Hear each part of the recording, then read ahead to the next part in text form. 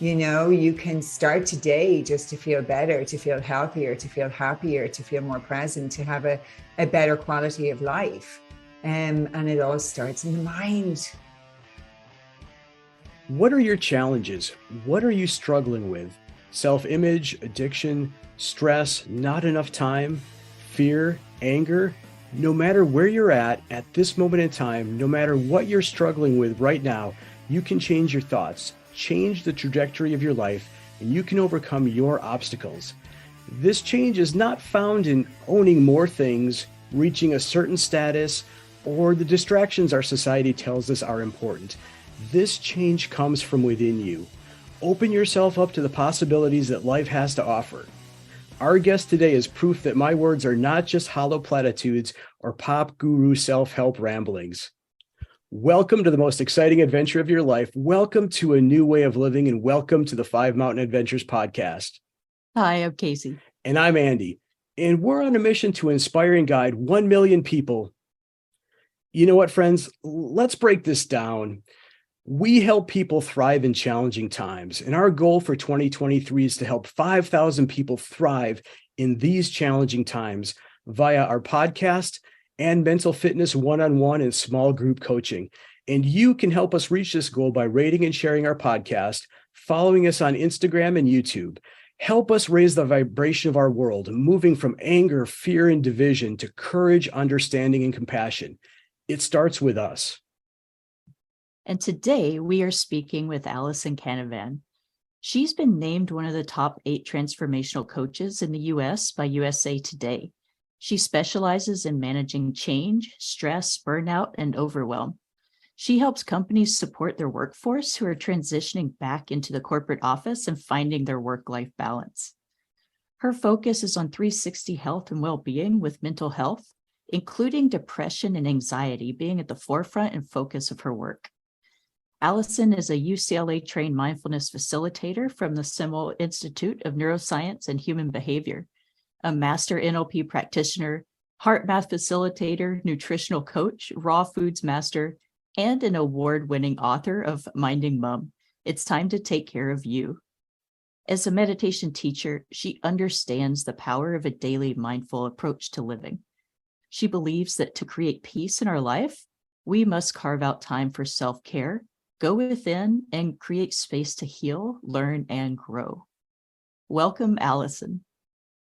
Thank you so much for having me. Oh, I just absolutely loved listening to your introduction there because it resonates with exactly why I wake up, exactly why I show up the way I do. And yeah, I really resonate with helping people thrive during difficult times, right? Because the belief is that we can't, and we can thrive during difficult times. So important to get that message out there. I love that. And we had the absolute pleasure of hearing you speak live in the last couple of months. And I just remember the energy I felt just within myself from hearing your positivity and just the heartfelt message you were putting out. So we are so grateful and excited to have you on today. Oh, thank you so much. And I was so excited to get your invitation and to join you today. Yeah, that was an amazing event that I was speaking at. And that is my passion. I love speaking and I love sharing this message because life wasn't always that way for me. Like I wasn't someone who was born feeling incredibly optimistic and positive about life at all. Actually, it was really quite the opposite. So I am proof that you can change your mind, you can change your life, you can change the trajectory of where your life is going, but it does require you to get real, get honest, get present, get focused. And there has to be a willingness, right? There has to be that willingness from within you to want things to be different, and I think a lot of people, when they move towards change, it has to come from a massive event, that often they hit rock bottom or they feel their back is up against the wall. And what I always say to people is it doesn't have to be that way. You can start today just to feel better, to feel healthier, to feel happier, to feel more present, to have a better quality of life. And it all starts in the mind. Transform your mind, transform your world, right? It really does. Everything begins and ends in the mind. It's either, heaven or hell is happening up there at any given time, depending on what we allow in and what stories we decide to go with when our thoughts start to creep in on us. Absolutely. And you just mentioned, you weren't always this radiant and loving, self-loving as well person. And we love hearing origin stories and how you got, from where you were to where you are. Would you mind sharing your journey? Yeah, absolutely. So my journey is it's an interesting one. So I grew up, as you can probably hear from my accent, I'm not American. So I'm from Ireland, and I grew up in Ireland in a lovely suburb in Dublin City. I'm one of 5 girls, went to an all-girls Catholic school, so kind of was educated by the nuns. And I started modeling really young, like at 15.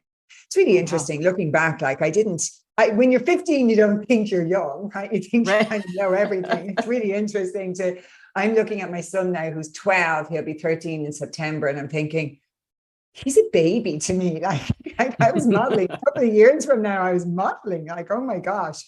So my mom's friend put me in for a competition and I won it. And I wasn't a young girl who was like, oh, I want to be a model. And I never, ever, I was a total tomboy. I have like scars all over my knees. I was always climbing trees and tracksuits on my bike, so I was not a girly girl growing up.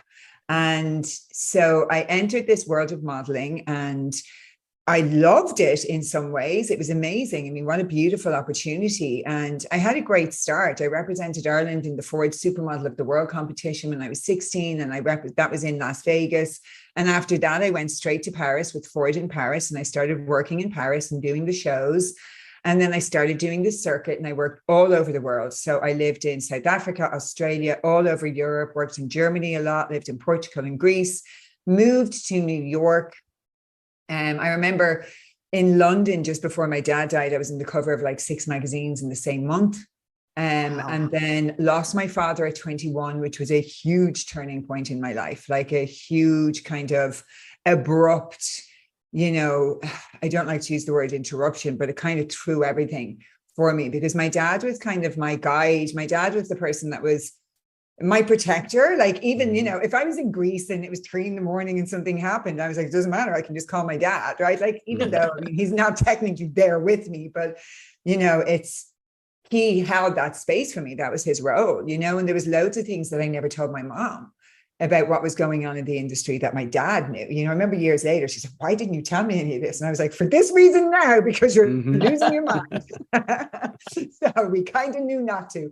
And I remember that was a really challenging time for me. And then I got back into modeling, went back to London, and the decision was made for me to go and try New York. And I went to New York, absolutely loved it. Was with Click Models there, stayed with Click Models my entire career in New York and worked all over the States. I did everything from the JCPenney's and Dillard's to all the catalogs, the commercials. I did hair commercials and everything in between. And I loved it because America was an insanely amazing market for me because I'm a catalog girl. That's why I work so well in Germany. And I'm really suited to commercial work too. So I stayed in New York for close to a decade and then had my son, became pregnant, broke up with my partner and decided that the best decision was staying in Ireland, because to be near my family and go back to Ireland. And I stayed there for 9 years, and through the 9 years realized that this was the best decision. Maybe this home after having left when I was 15, it's interesting the things we think are going to bring us safety and security, and then we go do them and we're like, this is quite the safety and security I was visualizing, right?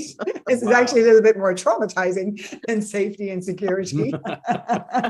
So, but gosh, I feel like I've lived 20 lives in one life, because the things that I was exposed to and saw from 15 onwards was wild within the industry. Like, there was no mobile phones or anything at that stage. Nobody was recording anything. I'm thinking, geez, thank God, right? A lot of people would be in prison, I imagine. And, it's so interesting, to enter that kind of world and at such a young age. And so that became my norm. But I was never really self-secure. Like I never was somebody who was really comfortable in my body. And I remember as my career went on, photographers would make comments on different parts of my body. Like I remember one photographer, as I hold up my hands now, which I'm absolutely fine with my hands now. And I remember him saying to me, your hands are huge. I mean, they're just so out of proportion with your body. They're like man's hands. I mean, do something with them. And he was known to be kind of a little bit cantankerous. And I just kind of, then when every commercial casting you go to, right, the first thing they say is, profiles, your height, blah, blah, blah. And then they say hands, and you put your hands up like this. Commercial casting, I used to go, like, so fast, so I was like, I gotta do this really fast or they're going to notice, and it's fascinating, when I look back, because everything's like reflective when you do a lot of self-reflection and you go back over things. Because when I was in the industry, I was always like, oh, everything's like water off a duck's back. Nothing affects me. I'm strong, I'm grounded, and this kind of energy. And I look back and I was like, what a load of bullshit. Like, that's absolutely not what was happening at all on any level. And actually, I'm incredibly sensitive. I'm just able to put on a good front, but I used to take everything to heart. So like, I remember doing fashion shows. There was a big designer, I won't name names, big famous designer in London Fashion Week. And I remember going in and putting on the designer's pants, and we were doing fittings, and came out, and the designer said they were way too long. And instead of saying we have to cut them up, she's like, I know what's wrong. Your legs are totally out of proportion with the rest of your body. Your legs are too short. Your upper body is too long. Blah, blah, blah. And I remember going, oh, wow, my legs are totally out of proportion to my body. And it's, you get this. I remember answering someone a couple of years later, and this girl said to me, oh, I have these amazing jeans you might like. And she was super tall. She's one of my friends, and she's these really long legs. And I was like, oh, I actually have short legs. And she was like, looked at me and went, you're like 5'11". And I went, no, I actually have shorter legs. I know I seem tall. And I'm thinking, isn't it interesting how we take on somebody else's opinion? Mm-hmm. Something that can be said once and we take it on as truth. And here I am saying to my friend, I'm telling this story, which is just a story. I'm 5'11". I have really long legs. It's absolutely ridiculous that I brought that story. And I remember a couple of times, like, if designers were putting me in stuff, I'd say, oh, just, if that girl has longer legs, just to make sure if you're looking for someone with longer legs. Like, I'd almost apologize for myself before if they saw it. And there's just a couple of examples that stick out. But, during my career, one of the things that was free and easy was partying. And I was somebody who struggled with a sense of self and with depression and with anxiety. And I was traveling on my own all the time as a very young girl. So, of course, instead of anybody around me maybe having a chat and saying, maybe you're lonely, maybe you're a little bit in fear, 15, 16, traveling the globe by yourself as a model, living in these model apartments, going on 10 castings a day with a map of Paris on my own, trying to figure my way around all this. Like, maybe that's got something to do with why you're feeling anxious and insecure and a little bit depressed. No, we'll just medicate you. We'll medicate you so that you're not nervous flying. We'll medicate you for this. And then, of course, I self-medicated. And, I started the, drinking in Ireland really young. I mean, everybody says, oh, the fashion industry, that's what destroyed you. And no, I was brought up in Ireland. Sorry. I was like, where I was brought up was, there was a huge amount of young people in the area I was brought up in Dublin. Like, it was a lot of people, a lot of young couples moved into this new area when I was growing up. So there was a huge amount of teenagers at the same time, like almost like an overabundance. So a huge amount of drink, huge amount of drugs, huge amount of everything during that time. And of course, as soon as I ingested anything that helped me get out of myself, I was hooked. I was like, oh, wow, this is like escaping from pain, from suffering. I didn't have those words at the time. I didn't know, but I just knew that it was like taking me out of myself. And just even for a while, And I never had an off switch. It's really interesting. Like I can go back and observe some of my friends drinking in fields and stuff, and they would like take a swig and they would hand it back. Not me. Oh no, not me. I'll finish it all. Even if that means like being in the field and throwing up for a couple of hours. Like it's just that off switch was never there. Mm-hmm. It was never there. Yeah. And so through the years, that just kind of became worse. I think in your 20s, you're young. You know, I remember a makeup artist saying to me, you're so lucky because you're young. So you're able to go out till 3 a.m, turn up to a shoot and have the most amazing team of hair and makeup artists there. You know, you're also in your 20s. It's not really affecting you. Mm-hmm. But then you start to get older and it does.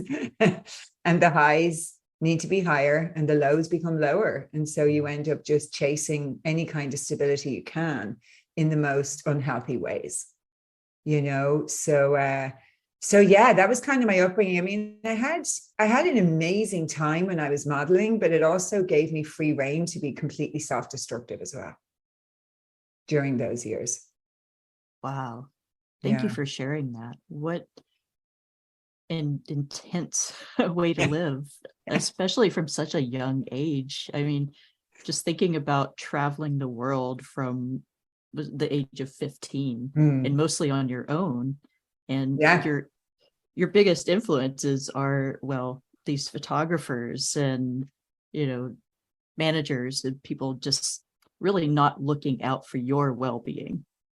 And it's so interesting that you use the word intense, because my healing journey over the last decade has been incredible. But in the last few years, like since we had COVID times and everything, I've really decided to go in for that shadow part of me, go in really deep. And recently I'm doing a mixture of, I'm a breathwork teacher, so I'm doing deep transformational breathwork journeys, like for the last couple of years, a lot. And I'm also doing neurological chiropractic work. There's so many different aspects of what I'm doing. I'm doing fascia therapy, like, because, you know, your issues are in your tissues. They're doing a lot of fascia tissue massage to release that trauma. And I was doing somewhere, I had, you know, a meeting with my chiropractic doctor this week and also with one of my coaches I worked with yesterday. And both of them were saying, you know, your central nervous system has been wired since birth, you know, from different childhood traumas and everything. So you've just been in. So when you talk about going into an industry like modeling, then that's just intense. And I've always been on. So my central nervous system has always just been waiting for something to happen. And think about how, you know, so after the last few years, just really understanding time with healing, being patient with ourselves. Like I was saying to my coach yesterday, right, like I was sitting in the car and my son put on loud music and I had to turn it off. And she's like, your central nervous system is trying to rest right now. So you got to listen. You got to really listen. You got to give yourself peace. You got to give yourself solitude. But it's so interesting because we live in a pretty dysregulated world right now, right? Like, absolutely. It doesn't even matter what kind of childhood you had or didn't. In the last few years in this world, we're all stressed. We're all overwhelmed. I mean, in 2020, it was saying that 1 in 5 Americans struggle with depression. In 2023, like that's huge. You know, it's like 20 million or something. Yeah. Like now in 2023, I think it's 10 times that. I think 1 in 7 high school kids in America have considered suicide. In high school, that is in high school. And then it increases actually when they go to college, believe it or not, which is even more scary. 78% of the workforce are experiencing stress, with about 50% of them experiencing burnout in the last year. Like those are numbers that I've been working in this field for a pretty long time. In Ireland, I, you know, did a lot of work around mental health. I was the ambassador for many, many charities. Most of my talks were in and around mental health. And I thought then, that was over a decade ago, I thought I was experiencing the worst epidemic of mental health that we'd ever seen, you know, in Ireland. Like now it's off the charts. I mean, that was like kindergarten compared to what we're experiencing now. And I'm just kind of here the last few months going, when are we going to wake up? Right. Like, oh my gosh, this is not getting better. And such an interesting thing happened last week. There was a corporate that got in touch with my agent about me speaking. And they said, oh, but that mindfulness and gratitude is done. It's overdone. We don't want that. What else has she got? And I'm thinking, biggest mental health crisis that humanity has ever experienced since humanity started. Mm-hmm. And if gratitude and mindfulness was overdone, we wouldn't have the mental health crisis that we're currently experiencing, because this is not about listening to people talk about mindfulness or having 500 mindfulness books in your shelf or talking about breath work or listening to inspiring podcasts, going, that's all great. But we're in this crazy age of information where people are ingesting so much information, but not taking the action. Right. And that's the problem. It's like, we got to start actioning some of the simplest principles to affect change in our life. So it's like, nothing changes if nothing changes. So when I heard that, I was like, oh, absolutely. I'll be doing mindfulness and gratitude. I was like, yeah. If you don't have time for mindfulness and gratitude for 10 minutes a day, you probably need to do it for 2 hours, right? Exactly. Yes. So a couple of thoughts came up to me as you're telling us this story is, mindfulness and gratitude are not pop culture phenomenons. They're not passing fads. They are, in fact, the root of who we are and where we live or where we should be living, right? This is not just some fad. And I think, anybody who thinks that, well, actually, let me just move on to the next point is, action, right? Success has a massive bias towards action.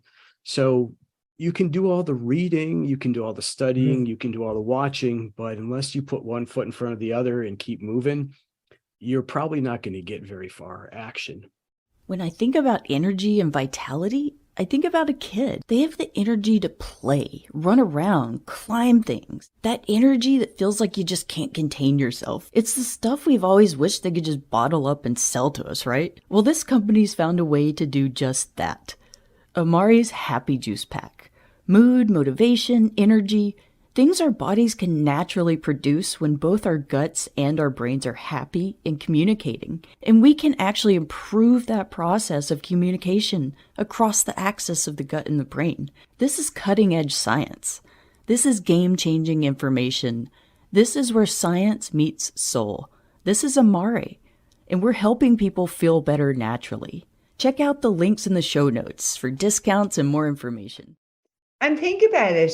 Years ago, we were all mindful. When I was growing up, I was thinking back, I don't even think I had a Walkman until I was one of the last people to get a Walkman. Do you remember them with tapes? Oh, yeah. I do. And like a tape and like the headphones I can barely stay on, and it's like the little fluffy things. Like if I was going to meet a friend, I would have to sit in the bus on the way into town, and I would just have to sit in the bus. That's it. Crazy thought today, just sitting on the bus, me, myself, my thoughts, watching the rain, most likely, because we're in Ireland, remember. And then I'd get into town, and I used to meet my friends under a clock called Cleary's Clock. It's a department store that's gone now. And if my friend was 20 minutes late, guess what? I had to stand and wait for 20 minutes, just me, myself, and my thoughts. That's like an insane, radical notion today. What was that? Mindfulness. That's what it was. That was all mindfulness. Just me, myself, and I with myself and my thoughts. Mindfulness is nothing new. We're actually putting back in, we have to consciously put back in what technology and distraction has taken away. We are naturally meant to be more mindful. And our natural way of being is to be more present. But when we're constantly, I went to see an Irish comedian the other night, and it was so interesting because he was saying all the stuff I say, but in comedic form. And he was saying, he was joking, and I couldn't stop laughing. He was like, okay, let's be honest now. Who in this audience has been to the bathroom in the last year without their phone? And you can see everyone kind of going, it's just the phone. And I just went, oh my gosh, I do that too. Like, we don't realize how much it seeped into our life. 2 weeks ago, I decided I was going to do a 24-hour detox. I am the queen of loving doing mini experiments on myself. I do 30 days of this, 30 days of that, and 30 days of an intense breath work, and 30 days of starting my day with kickboxing. So I just love doing that because I love variety. I love kind of freshening things up for myself. Yeah. Or can I do, and what I did before this podcast, I was in the mirror in my bathroom and I did a rampage of appreciation. So I literally started speaking into the mirror everything I'm grateful for right now in my life. And I always get so excited because I'm like, wow, this shit really works. It's like you come to the end of it and I was going, I feel really energized and light and buzzed. And like, it's just the power of words, speaking the power of words. So 2 weeks ago, I was like, okay, I'm not going to look at my phone. And my son was just looking at me going, oh, here we go. So I tried it the day before and of course kept forgetting. And James was like, Mom, you're not supposed to be on social media today. I'm like, that is very true. My 12-year-old son, who's watching me right now and telling me that I'm not. So that evening I went, okay, that's it. We're turning the phone on and we're turning it off and actually putting it in my drawer. And it's staying there until Monday morning. And that's it, because I clearly can't have it on me because that's not possible. Because my story, which was a great fairy tale of I am very responsible with the phone, was clearly a load of nonsense. So that's what we were beginning to emerge from this exercise. And we got into the car, we were leaving the next day. And I started to really see how dependent we've become on technology. Like as I moved through my day, I was like, this is wild. So we're leaving the house and I'm like, when to turn on the alarm. I turn on the alarm from my phone. I'm like, yep. What are we going to do? So James is like, I'll run in, press the alarm, and then run back out. Because I can time it. And I'm like, do you know that that's actually how I used to have to do it when I was a kid? Because we have no other choice. Right. So it would be, and we'd all have to be out the front door before the last beep. So that's actually the way it used to be. He was like, oh my God, that's so crazy. Then we go to the shopping center and I buy him trainers. And the girl at the cash desk says to me, oh, thank you very much for shopping here today, blah, blah, blah. Here's your receipt. If you scan the code, you get 20% off your new pair of trainers. Now, I don't know if anybody here is listening and has any kids, especially boys, who go through trainers like in record speed time. And I was like, oh, awesome, $20 is a lot, right? Off the next pair. And she goes, but you have to scan the code today. Okay, there's strike two. And then we go to a restaurant and he says, oh, you can scan for it. We don't have, I said, do you have a paper menu? No, we don't. By the way, they do have a paper menu. They're just lying to you. Let me tell you how. And so then he said, you have to scan for the menu. And I looked at him and I went, I don't have a phone. He looked at me like I was absolutely insane and there was something wrong with me because I didn't go on to explain why. Because James is like, please don't tell everybody, Mom, what you're doing, because I talk to everybody. So I was like, I don't have a phone today. And of course, I'm bursting to tell him the reason why. And of course, he proceeds with a menu. And then at the end, he said, oh, he forgot. And he said, we're not taking payment anymore. You have to pay with the app. And I'm like, well, then you're not getting paid. I mean, all of a sudden, they were miraculously able to accept cards again. It was incredible. It was just like a miracle. So there was all of that happened. But I went in, I remember standing in a cafe and I was waiting to get a matcha and literally went for my bag 4, 5, 6 times. I was like, oh my gosh, I am going to literally fill every second that I have. That's what I'm doing right now. Yeah. And it was amazing how well I slept that night. Like really amazing. I slept so well. Better than I have in years. And that's just one day of not having our phone. I mean, obviously I turned it back on the next day and went straight back into it.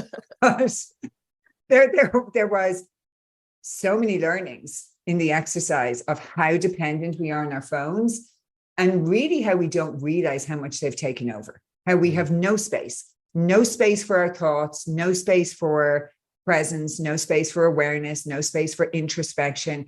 Is it any wonder that we have a mental health crisis of epic levels at the moment? No, it's not. No. We're not meant to be on these machines all the time. We're just not.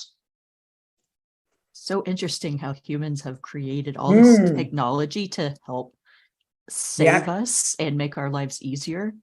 And all it's done is pulled us further away from ourselves and created this distraction and way of, well, not connecting. And I think the word convenience is interesting, because Yes. is it are convenient foods really convenient? Not really, because they're full of sugar and salt Mhm. and additives Killing and us. preservatives that are killing us and making us fatter and more unhealthy. So our epidemic of busyness, our convenience is costing us our lives. Literally. I don't say that to be dramatic. It is literally costing us our lives. It's costing us our health. It's costing us our presence. It's costing us our relationships. Our relationships are suffering as well because of it. I don't believe in convenience. I'm like, what's the cost of that convenience? You know, because there is a cost. There's a huge cost to our health and well-being. Yeah, I actually read an article not too long ago that someone did a study of, they polled, I forgot the age group, but a number of people about, would you rather take a pill that would fix all your problems, or, actually take the time to get to the root of the cause and work through issues? And well, 90% of these people studied would much rather just take a pharmaceutical pill. No, I mean, I know That was that that's staggering out to there, me. but hearing that is dating is like, Yes. you know, the one thing I say to I had a client just before I came on to do this today, and I was just reiterating to her this morning, there is nobody keeping a big secret from you. There's just not. I know sometimes we think they are. It's like, oh, the next book, oh, the next something. And I'm guilty of this too. Like, I'm going to hold my hands up, you know? I used to be the queen of living in New York. I started meditating in my late teens, early 20s. And so I used to go to this amazing Buddhist center called Kadampa Buddhist Center in New York. Honestly, if anyone's in New York, there's one of the best teachers there called Padma Morton, who can teach New Yorkers. In my eyes, he's freaking genius, right? he can help you make sense of life in New York through the Buddhist teachings. I mean, that man literally gave me more calm and confidence in all my time in New York than anything else. And I used to leave his sessions kind of walking home going, oh, I get it. I get it. And of course, a couple of days later, it'd be gone again. You know, and like, how come I had it there in my hands on Wednesday? But it was also his energy that was being transmuted, you know, his just energy of being. And he was really lived these principles. But I used to go to retreats. Like, I was joking with my friend yesterday, and I was saying, gosh, I used to go up in these retreats up to, you know, upstate New York, to these Buddhist centers, and I'd be in the kitchen peeling thousands of carrots and potatoes with the nuns, you know, and then I'd go back to New York and party my ass off. And so we were like talking about, like, the pendulum is trying to find its way to the middle, but with me, it's like right over here, and then it's right back over the other way again, you know. And it's interesting. A lot of people with trauma, it's like it's extremities, right? Because when you have an addictive, I'm in recovery 8 years. And when you have an addictive nature and personality, it's kind of like we channel it into other things. You know, you see people who do this with the gym, you know, and when we're overly addicted to the gym as well, and it's obsessive, that's a stressor too, right? It's kind of like too much of anything. But I just remember these retreats, and I literally had the mindset of, if I go, and it was also a lot of the victim consciousness that was going on with me as well. Yeah. Like, I'm kind of amazing. I'm going to go and dedicate 3 days of my life and meditate. Therefore, I'm amazing, right? So I deserve peace and happiness. Like, I literally had such a deeply connected relationship with the victim aspect of myself. Like, it was a thing. It was a thing. That was quite the breakup. You know, it was one of those dramatic breakups. And it really is the first stage of consciousness. The victim consciousness is the first stage of consciousness. And I remember watching something recently. I think Greg Braden was being interviewed by Lewis Howes. And it was on in the background, and it caught my attention because they started talking about the victim consciousness. And it's something I've been studying for years from lots of different aspects.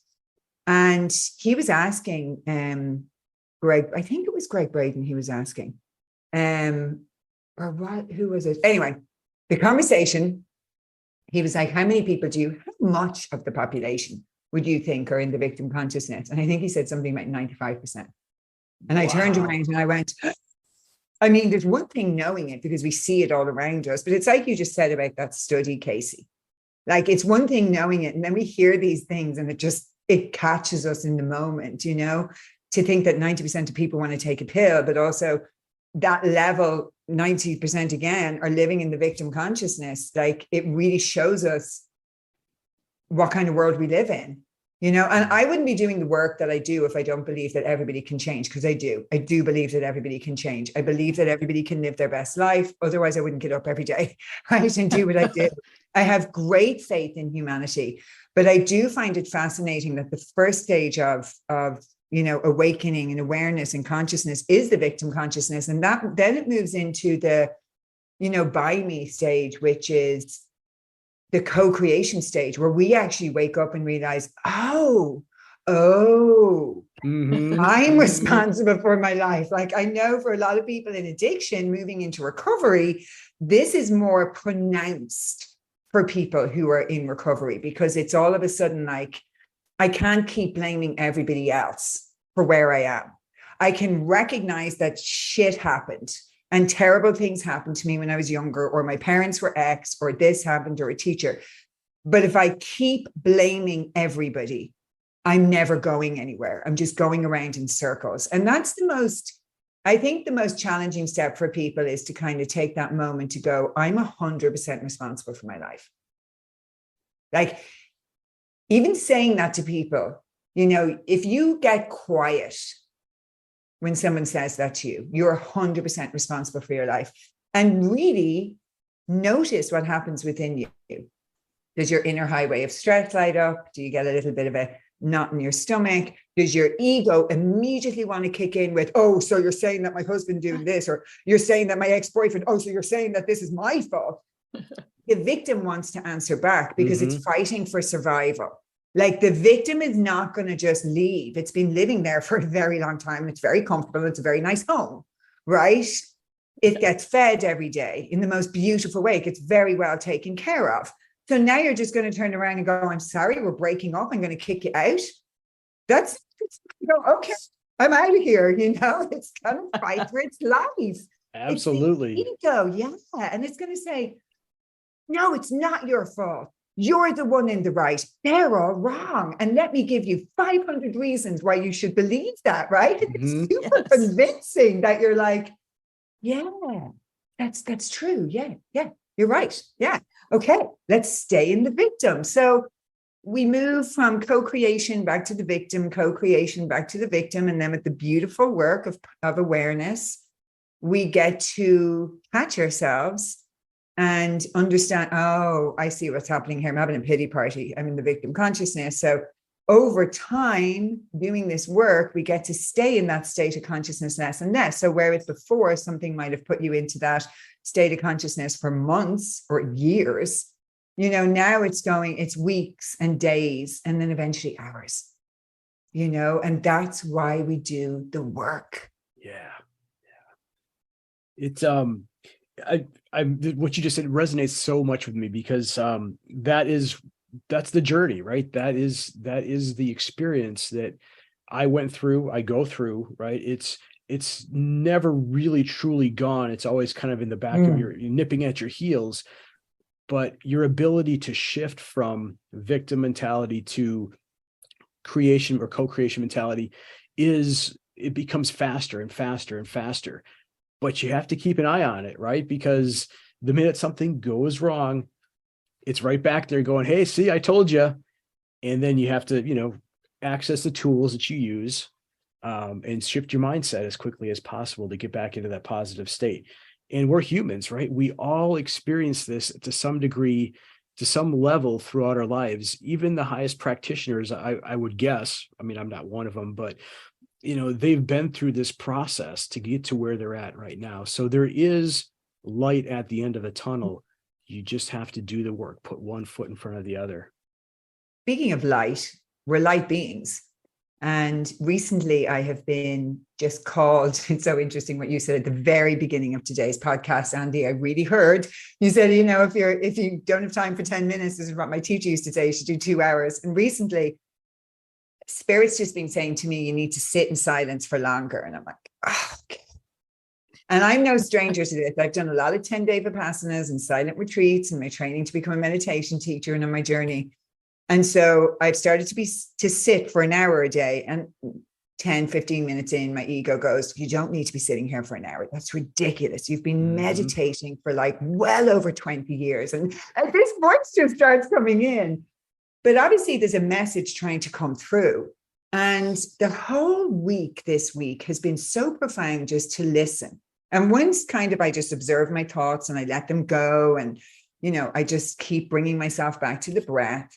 The same message keeps coming up from within. And it literally is, lighten up, lighten up, lighten up. And today I'm laughing at it because for somebody like me, it's the perfect message at the perfect time. It's not the first time I've gotten this message, by the way. Like, you know, a few years ago, the message was, will you just have more fun? Will you just bring more joy into your life and stop taking this wellness stuff so seriously? Like, you know, I was kind of like, regimented, you know, the addict in me was that wake up in the morning, do gratitude and breath work and meditation and boom, boom, boom, boom, boom. It was kind of like militant and quite frankly exhausting. You know, it's like, it takes the enjoyment out of it.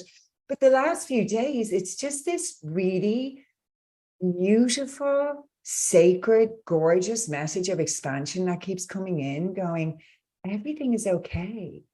All is well. Like, you're safe. You're in this expansive zone. You know, take more time to go within, but lighten up, will you? And I teach an awful lot around raising your vibration. And yesterday, I was putting together a workshop in the last couple of weeks for Raise Your Vibration.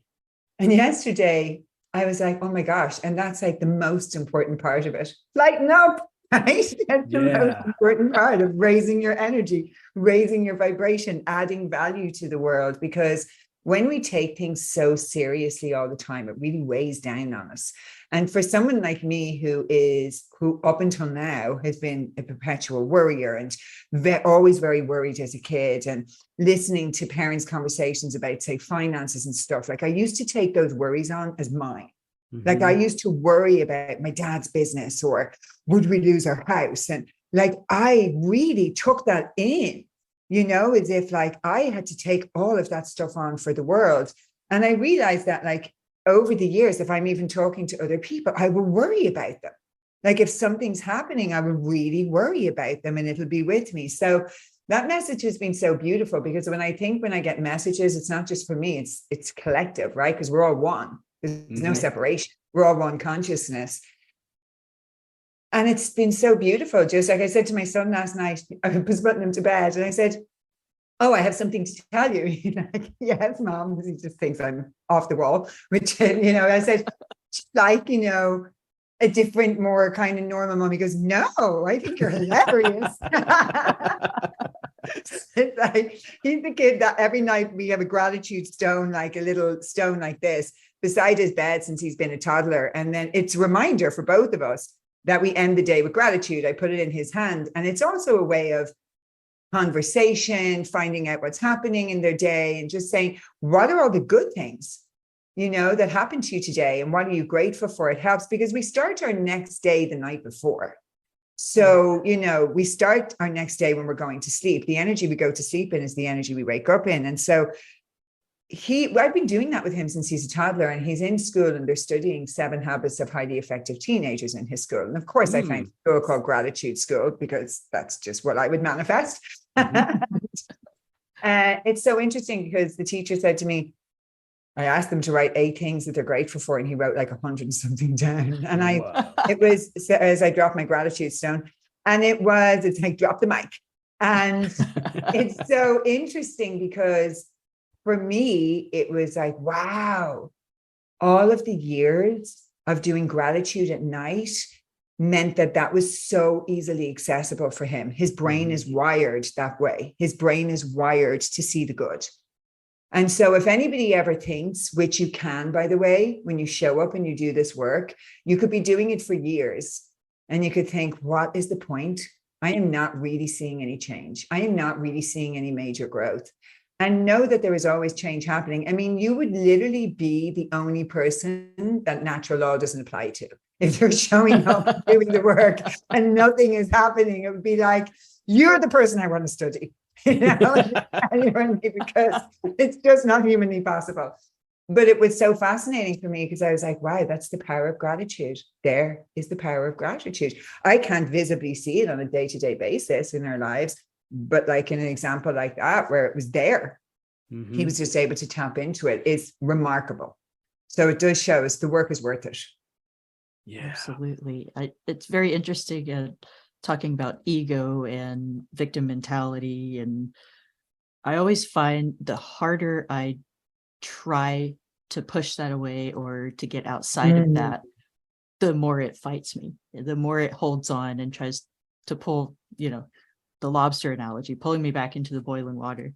And pushing through that every time I realize it, there's always that brighter, bigger gain on the other side of that. And it's not a big snap, it just happened, but days, weeks later, you're like, oh wait, I'm not thinking that way anymore.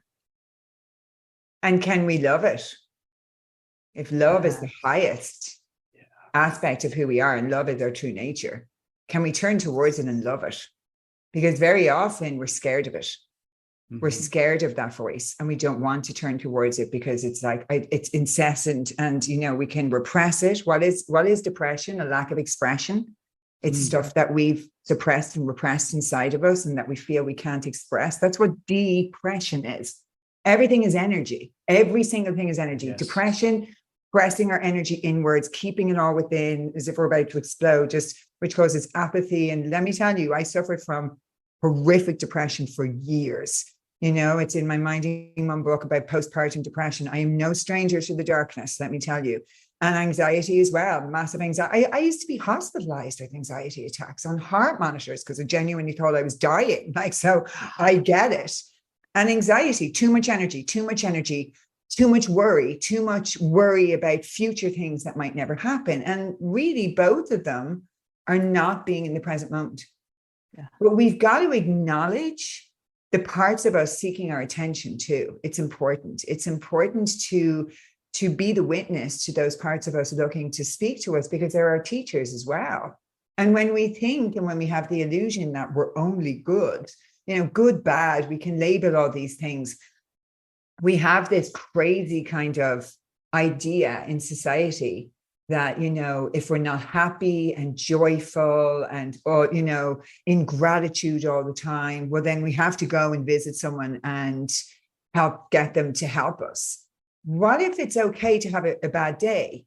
What if it's okay to have been working really hard and take 2 days in bed? What if that's actually okay? What if that's what your physical body needs to renew, regenerate? Like, what if we normalized not being on all the time? What if we normalized this myth of being, like, if you were happy all the time, that's not normal either. Right. So what I always encourage, when I was teaching in schools in Ireland, I used to teach them about emotions, and I made this beautiful graphic, right, with the journey of emotions. And what are emotions? Joe Dispenza calls it the energy of emotions are energy in motion. Now we go back to everything in this universe is energy. We live in an energy-based universe. So our emotions don't want to stay. Energy wants to keep moving. It does. It wants to keep moving. And when energy gets stuck in us, that's when it causes problems, right? That's when we get a dis-ease. Everything's in words. When we're not at ease with ourselves, we are at a dis-ease with ourselves. How that shows up for us could be psychologically, it could be emotionally, it could be in our physical body, right? Yeah. But that's a messenger to tell you that you're not at ease. You're not at ease with yourself, with life. And that's then where the deeper work comes in. Well, what is seeking to emerge from within me? What's trying to tell me, give me a message about where I am and who I am in this moment? And so that's why there's no shortcuts. Zip, zero, zilch.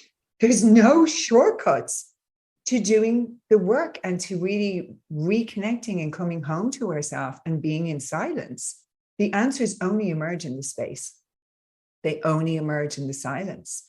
And they don't come from anywhere else. So you can go to therapists and counselors and whoever, even I'm a coach. You can keep going to people for the rest of your life, hoping that they fix you. But until you go in and you do the work, nobody and nothing outside of you can fix you. And I know because I spent a lot of money for many years thinking that other people can fix me. You know, I was busy.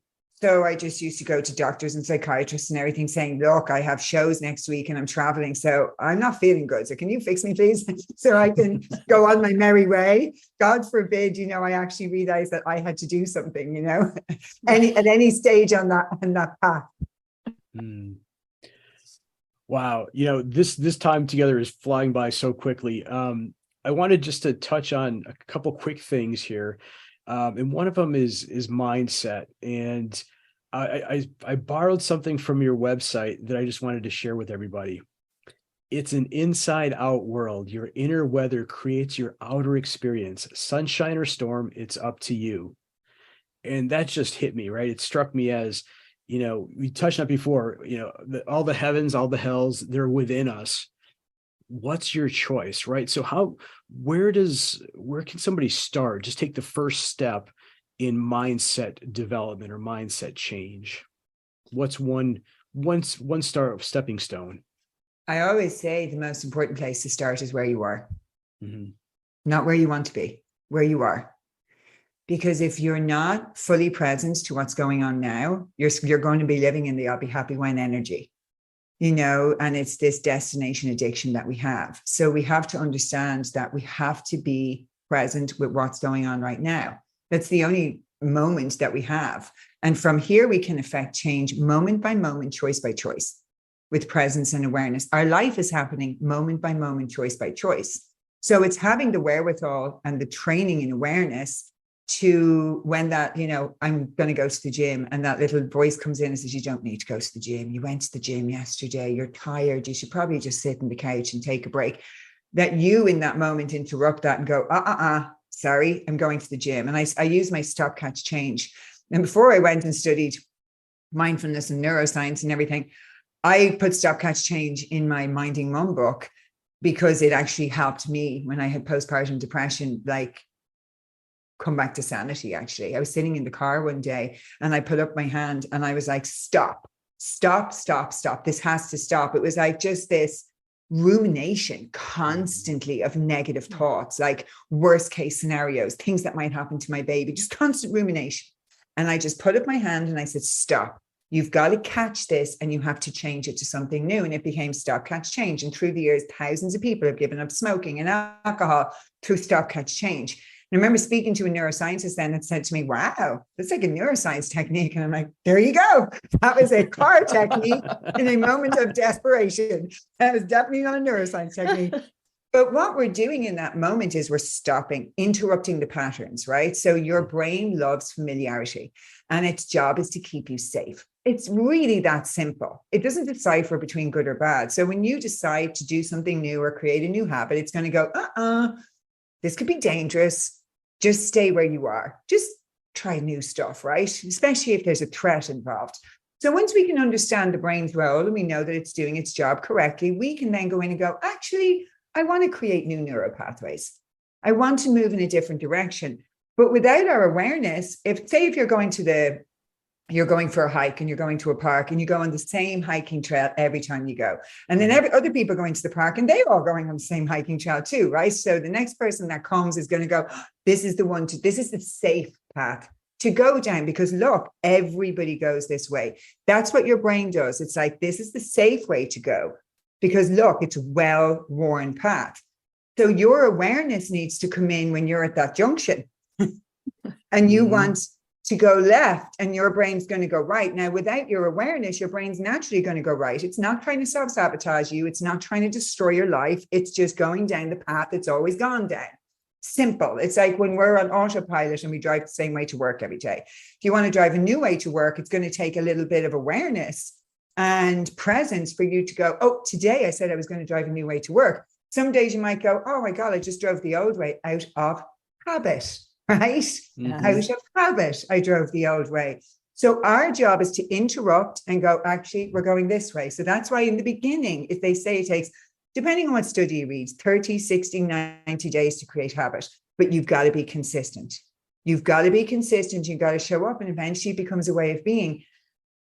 For me, meditating, for bringing gratitude into my life, doing breath work, it's a way of being for me now. Was it always that way? No, it took years to establish it as part of my lifestyle because it wasn't a way of being.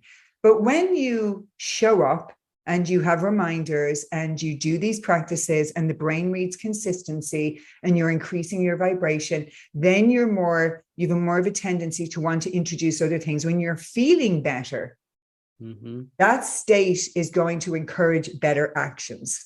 When you're not feeling good, you're not going to want to take great action for yourself. So I would say to people, start where you are, win the morning, win the day. Start your day with a good mindset. Start your day with gratitude. I wake up every day. I say thank you 3 times. Genuinely, thank you for my sobriety. Thank you for my life. Thank you for everything. 3 times I say it. Thank you for the breath that woke me up this morning. Thank you that I have another opportunity to live another amazing day. Thank you that I get to do this adventure all over again. And I sit at the side of my bed and I just do a little bit of energy work. I set an intention for the day. And if I wake up agitated, the first mantra I go to is, today's a great day. Everything is always working out for me. Miracle shall follow miracle and wonder shall never cease. And my biggest influence, and that's from Florence Scovel Shinn's work, The Game of Life. She was a mystic and a teacher in the 1920s. And I picked up her book over 20 years ago and I still have it. It's one of those, it's really thin book. And literally, she's one of the most profound teachers. It's like every personal development book could come from that book. And she wrote it in the 1920s. And to me, it's more applicable today. I remember watching an interview with Louise Hay only about 2 years ago, like a really old interview of Louise Hay. And the interviewer said to her, where did you get your inspiration from? And she said, oh, Florence Scovel Shinn. I was like, whoa, me too. Yeah. Oh, yeah. We've got to thank her for bringing so many great authors to the forefront too, right? You know, just her whole publishing company is just amazing. The work that she's done, you know, Dyer to just name one, right? Yes. Just amazing. You know, wow, we are bumping up against the hour mark here. And I just want to thank you. I'm so grateful. All the energy that you have brought here for us today and for our listeners, it's been beyond anything I could have imagined or hoped for. So thank you so very much. And thank you to both of you, Andy and Casey, for having me today. I've really enjoyed it. And thank you for the work you're doing, because it is really important work. You know, keep shining your light as bright as you are, because you're making a difference in people's lives, which is what matters. Absolutely. Thank you so much for your time and energy. And I couldn't say it any better than Andy just did, but it was a true pleasure to have you on. And before we sign off, where can our listeners go to find out more about the work you do and how to work with you? Yeah, absolutely. So my website, AlisonCanavan.com, everything is on there. And on Instagram, which I'm on a lot, is Alison Canavan Wellness. All right. We'll have links, all these links in the show notes. Please share this episode. This has just been amazing. Thank you so very much.